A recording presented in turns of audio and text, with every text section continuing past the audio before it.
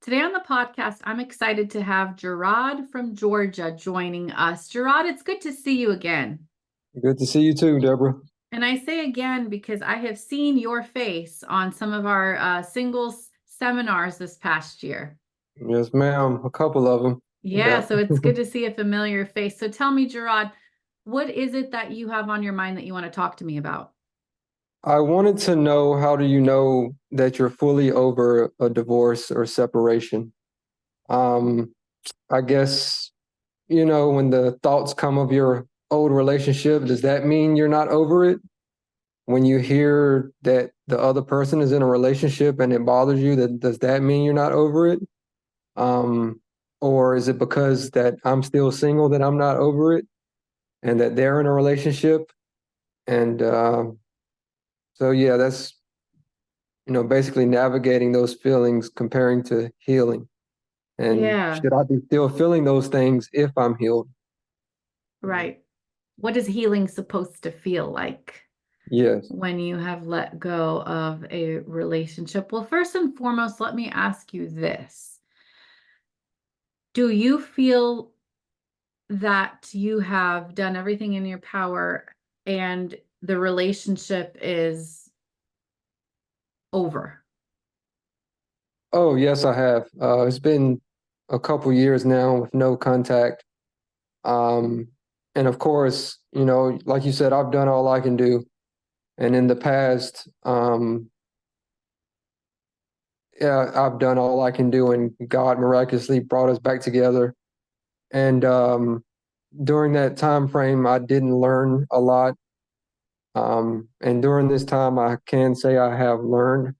And if some miraculous way that God will restore that somehow, I can say that 2 years removed, it would be way better. And the work I've done, especially reading your books, True Love Dates, and basically everything, all the advice you said in True Love Dates, I did the opposite. Mm, So yeah, from growing and focusing on my relationship with Christ, it would definitely be better. But yeah, I can't say I've done all I can do. yeah, because that's an important question to ask. I think when it comes to divorce, the biggest indicator that you are healing is ownership. Hmm. I think a lot of times it's easy to get into blame mode Right. or victim mode. But at the end of the day, the only thing that you can control is you. The only thing Yes. that you can influence and have control over and impact actions and reactions is you. So for you to be able to take ownership, and it sounds like you have been on that journey of realizing I had so much I needed to heal and started that healing process. And it sounds like you're now 2 years removed from the divorce, 2 years no contact, 2 years of just kind of living solo and Yes. being on your own journey of healing. But that sometimes you have thoughts of your past marriage or thoughts of your ex-wife Hmm. or feelings that come up when you see her living her life or when you think Hmm. about things that you kind of have some feelings come up. You know what I would call that? I would call it grief.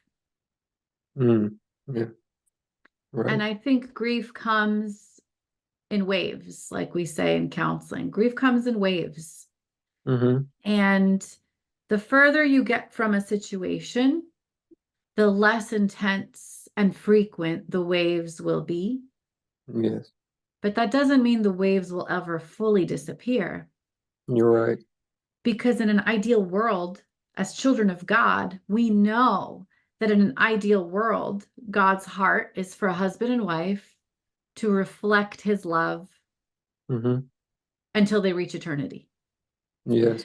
And when you're not aligned with that, there's something to grieve, You're right. right? It's Hmm. it's it's Yeah. grief. It's a loss of a wife. It's the loss of a future you thought you would have. Hmm. It's the loss of a marriage that you hoped for. So there's a lot of loss on so many levels, and I think part of what you have to give yourself permission is to realize that those feelings are actually grief. Yeah. And I guess I kind of put a timeline on it, on grief. Yeah, what's your Um, timeline? I'm curious. If you figured yeah, that out, no, I didn't. It's just, it just recently made the 2 year mark. And right, I'm like, why am I even still taking count of this? right, Why, and in my head it's saying, it's been 2 years, Jerrod. right. Why are you still thinking about this? You know? So some reason you thought that the 2 year mark was like it's this Yeah, magic number. Like some people think, okay, the 1 year mark, the 2 year right. mark, the Hmm. whatever year mark. It's almost as if after that time period, you're not supposed to have grief Hmm. anymore, Exactly. Yeah. which is unrealistic. Yeah. And I guess it makes it harder too, Deborah, because you think about, oh, they probably not thought about me, the day after we separated. And here I am reminiscing over past, and they're out there free, and I'm just wasting my time. And that's the You hard know? part. The hard Hmm. part is you don't know. You don't Hmm. know. Right. But their level of grief does not determine your level of value and worth. Yeah. Hmm. Let's say they turn around and started partying the next day, which is also unrealistic. But let's Hmm. just say if somebody's unhealthy enough to not have any grief and go numb all of their pain and go live their life, Yes. that still doesn't determine your value. It doesn't determine the value of your marriage. It doesn't determine the value of what you have to offer. Right. So Hmm. your value isn't connected to how they grieve or don't grieve. Their level of grief is more of a reflection of their level of health rather than your value. Right. Yeah. So yeah, they might turn around and live their best Yeah. life. I say best life in Yeah. quotes because we all know divorce isn't easy. Yeah. There's pain, there's ramifications, there's hurt. I think, when God says I hate divorce in scripture, people interpret that differently. Some have interpreted as I hate the breaking of covenant, is what God says. Others interpret it to mean I hate divorce. Whatever way you want to interpret it, the point is God knows the pain that it Hmm. causes his children, and he doesn't like it. He Yeah. doesn't want to inflict that kind of pain on his kids. Yes. Hmm. So why wouldn't he hate that experience? And it's because he knows the grief that comes with it, the pain, the sorrow, the hurt, the trauma. Hmm. And so you're walking through that right now. And I think when you feel the grief, it's an invitation to acknowledge the deficit and allow God to fill it up. Yeah, you're right. And you brought up the point, maybe she is partying the next day, but which I got to see it from her perspective because I can honestly say that I was the cause of everything. Um, just to sum it up, adultery, lustful eye, pornography. I'll just leave it at that. And she really gave it her all. She hung in there, a lot with me, gave me chance after chance. So I have to give her the benefit of the doubt. She was strong, very strong. And I have to give her that. And, for her to go through what she had to go through mentally and to be hurt like that over and over, um, I just have to thank God also that He saved her from having to Mm, go through any more hurt. And basically, I'm grateful. It does suck, but, I'm glad that if He does bless me with another marriage, um, I don't have to go through this again. I don't have to hurt anyone like I hurt her. yeah. And that is a really honest, caring, healthy perspective. That perspective, Jerrod, and those tears show me that you really have healed and you really have been on a journey of doing the work, Mhm. because of that conviction. And I think God honors that. Yeah. Yeah. And it just hurts worse because it's like, I don't know, can you imagine having the $1 billion lottery ticket and just going and throw it in the trash on your own? Right. You're right. Yeah. And you're like, what did I just do? And now, everything that I want and dream of, which is a marriage and a family, it's hard because I had all that. I had it right there in the palm of my hand and I just threw it away. And, these sexual sins and a little anger issues and my other issues, it just feels like I let it take everything, but it hasn't yet because I'm still here. Hmm. Um, and so, um, yeah, that's why, a lot of people reference Job. But Deborah, the hard thing for me about Job is he didn't cause his own demise. Right. Job didn't cause it. So I relate more to like Paul, maybe. And so it's easier to see, okay, God redeemed Job, because Job didn't do anything to deserve it. Right. It was easy for God to give it back. You're right. I think of Paul, Hmm. who hated Christians, killed Christians, slaughtered Christians, spit at God, and he caused his own trouble. Right. Like he was really choosing Yeah. dysfunction. Yeah. But God stopped him in his tracks and turned Hmm. his life around. And I feel like that's what he's doing for you. Yeah. Um, so you're 2 years removed from this divorce. Hmm. Have you, I'm just curious, have you tried to reach out to your ex-wife in the past, since you have been healing consistently and steadily? Have you tried to reach out to her from a different place? Like, here's where I'm at today. No, because I don't want it to seem like that I'm trying to show off or do something to soften her heart. And Well, let me pause you there. I guess my yeah, question is why? well, only 2 months after we fully stopped talking and everything, Deborah, I found out that she was in a relationship with a guy with two other kids. And so that made me think, well, was this relationship going on when we were talking? Mm. And that hurt, but I had to switch it over and say, well, I deserve it. I did way worse. At least she waited till we fully stopped talking. And so I couldn't come in between that or try to do anything with that. I only saw pictures and stuff from other family members telling me about it. Yeah. Um, Is she in and a relationship today? as far as I know, it's been like a year since I found that out. And as far as I know, I haven't heard anything. And that's the thing too. Like I've thought about it in my mind, Jerrod, how are you going to feel when you find out she's engaged or pregnant? What you going to do then? You're already thinking about her now. Like it's going to hurt even more when you find that out. But I know I trust God will be with me when I do find that out, Yeah, you know. he will. You know, it, it sounds like you have a lot of regrets, and rightly Mhm. so. It sounds like you've been on a journey of healing, and that's so important. And if I were you, I want to go back to the original question.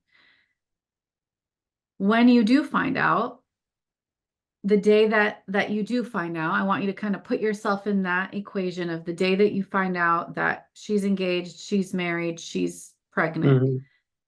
Will you look back at the past 2 years and be able to say, I feel like I did everything in my power, so I can let this go?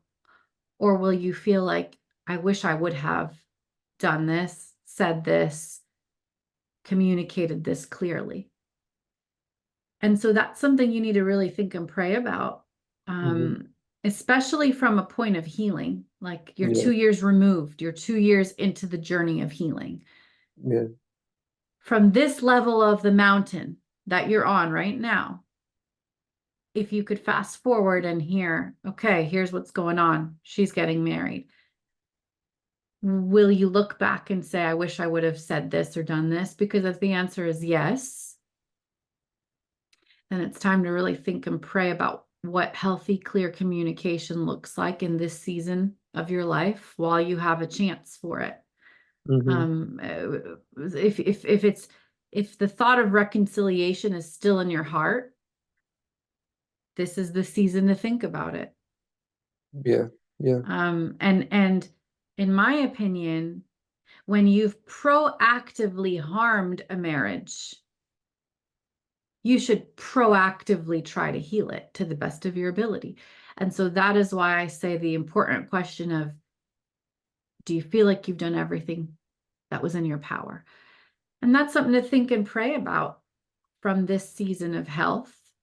Mm-hmm. And I don't think you're going to get the answer overnight, No. but something to really think about and pray about, because there is a level to which you get to a point where you can say, I have done everything I possibly can do to Right. become healthy and communicate that health, to communicate my desire to restore marriage, if that's what you feel like is in your heart, Mm. to make it really loud and clear. And if that is met with resistance or sorry, not happening, you had your Yeah. chance, then you say, I have done everything that I can possibly do. And Right. you move forward. Yeah. And that's the thing. I have no communication with her at all, no way of getting in contact. Um, and she's 350 miles away. Um, and so I guess I can say, Deborah, if she was to call me right now, I would definitely, get back with her. If that's like I had to ask myself that. If she was to call me right now, would you accept the call and talk with her? And the answer is yes. Now, is that because I'm a part of loneliness or the fact that I haven't been in a relationship in those 2 years or that it's not looking good for me to get married again? All those things, you know? Well, And it's also probably partly, like you said, you've realized what you had hmm and what yeah, was lost. And there's that grief component again. It's like I had something good. yeah. And from a woman's standpoint, when I say that, I hear her saying and going, I've heard that over and over and over. You've changed, you've changed. And that's all I can hear in my mind, of Well, course, let me from ask you this, 2 years into the divorce, how do you know that you have changed? my, well, as far as like personal or like relationship wise, or Personally? You talked about your struggles with sexual struggles and porn and yeah, well, cheating. yeah, a big one is I never would have thought I would be able to have a girl that's a friend that I'm attracted to come over late on a Saturday night and watch a movie and not try to do anything. And by the grace of God, 2 years ago, I wouldn't have been able to do that. And from his word and his power and his strength and maturity, I've been able, that's one indicator that I've been able to hold a relationship with a female because I didn't never think I could do that, Mm-hmm. um, and not ruin that. And even like with type of anger issues, even little stuff like in traffic when somebody, you know, holds the horn while they're behind me, I used to get so angry, but now I just let it go. Yeah. And yeah, so those little How indicators. Those are good indicators. How's your journey right now with lust and porn? Uh, well, if I can rate it on a scale from 1 to 10, Yeah. I would 10, let's say, say 10 is the worst, the most trouble you've ever been in. yeah, 10 would be from time I got married until the divorce in 2017. Mm-hmm. And from like 2017 to 2020 is like a 6. And from 2020 to now is like a 3 or a 2. Good. So Because you it's got progressed. divorced and then you tried to reconcile and Yeah. so And I was doing it all for her though, Deborah. It wasn't for God. It wasn't to honor God. It was yeah, just to do it all for that. And really, I do believe God allowed this for him to say, okay, Jerrod, it's just me and you now. yeah, I'm the only one you need, you know? right. My grace is sufficient, not your ex-wife, not whatever she can do, not even if I brought the relationship back, that will not satisfy you like I can. Yeah, and that's the truth. Like the truth is so much of sexual sin Hmm. is not about sex. Right. It's about a disconnect with God, Hmm. with self, Hmm. or with others. It's a reflection of broken relationship that needs Hmm. healing, whether that be with myself, with God, or with others, from my Yeah. past, from my childhood, from, whatever it is. It's about dealing with hard emotions instead of numbing them with sex and Yeah. porn. And Right. so it's a incredibly freeing, healing journey. And I'm so grateful to hear that you are continuing on the path of healing. And I think when you get to the place where you feel like you are consistently walking in health, Hmm. ask God to reveal to you what's next. What does that look like? Is it letting go, Hmm. or is it reaching back out? And the problem is that there's no right answer for Yeah. everybody. Everybody's answer is going to look a little differently based on their history, their perspective, the relationship, and Hmm. what God is telling them to do as well. But I think what you want to make sure is that you can walk away saying, I did everything that I could do Yes. to the best of my ability, and Yeah. that's it. Hmm. Yeah. And Yeah. continuing on this healing journey, no matter what the future holds for you. Even when you're talking about watching a movie with a woman late at night and not having sex, that's great. But I think the next step is even just surrounding yourself with boundaries of like what is good for me, what's not good for me, and what do Yeah. boundaries look like with women and people of Right. the opposite sex, and um, what does it look like for me to pursue healing from porn, but also healing mentally, my thought Yeah. life, my desires, my what does healing look like when stress comes up in my life? How do I deal with it in a healthy way? Making sure that you're working with a good counselor, Right. Yeah. because you Like can't do you. this. Right. Yeah, Hmm. you can't do this healing journey by yourself. You Yeah. need somebody to call you out and help you get to where you want to go. And I appreciate that you're healing for you in Yes. this Hmm. season. Yeah. Definitely the past, I was doing it all for her. Everything, the counseling, all that. And, One thing I do want to point out, and it stinks that we have to learn this lesson on your shoulders, mhm, but the reminder of the pain and mm, devastation of sexual addiction and yeah. porn. Hmm. I don't think people take it seriously, Jerrod. Mm, And just hearing from you and seeing your grief, I know there are so many men listening right now who yeah. have this struggle in their life and they're not taking it seriously. They're Yeah. not realizing the devastation. Yeah. And if you could say something to them, they still have their marriages, they still have their family hanging by a thread, what would you tell them? Even though you're not physically hitting your wife with a bat, every time she opens your phone and sees pornography, it's almost like you're beating her to death physically. You may not have never laid a hand on her, but if you equal the pain and hurt on her heart, those tears that she's crying at night, When she's quiet, that's when she's yelling the most. And don't learn the hard way. That's a big reason why I wanted to come on here today to tell you guys, I don't want anyone, I wouldn't wish this on my worst enemy, the guilt and the regret of having something so close and a blessing, most importantly, that God blessed you with. My wife was my first everything, girlfriend and everything. Through my school years, I got rejected. And God blessed me with such a beautiful and kind-hearted woman. And I threw it away, and I don't want that to happen to you guys. I wouldn't wish this on anyone. And don't let the devil win for some. Throw your phone away. Get a flip phone.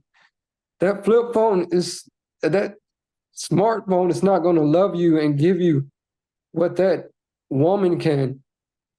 And she's not also your wife, but she's your sister in Christ. Look at her as that first. Don't look at her as your wife first. She's your sister in Christ.